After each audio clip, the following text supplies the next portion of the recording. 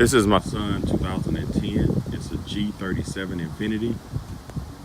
He's been having problems with the trunk. He was trying to close it, but it wouldn't close. It had this buzzing sound.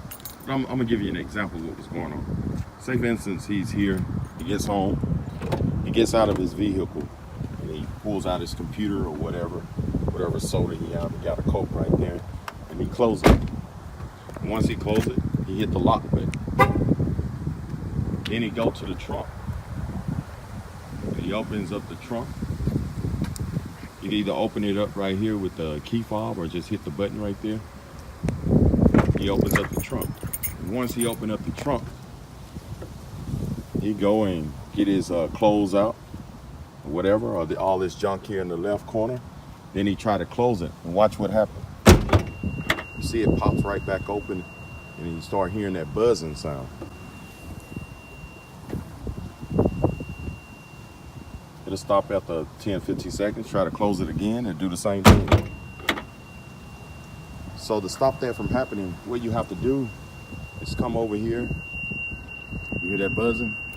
You can either hit the unlock button right here, or you can just hit this. You hear that click and unlock, then open the door. Once you open the door and close it, I guess it thinks you may have left a key inside.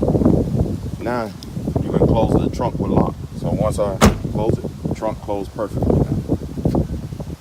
So I guess that's an issue. It thinks that a key is in there in your car. Maybe you lock your key in the car. So it wants you to go to the car and open the door. So once you open the door and close it and come back, the trunk will lock. So if you have this issue, give that a try. If you're trying to close the trunk, it won't close. Just go open one of your doors. It lets the computer know that the door is not locked and you have your key, and then you come back and close it. All right, if this video helped, subscribe to my channel, and thank you, and have a great day.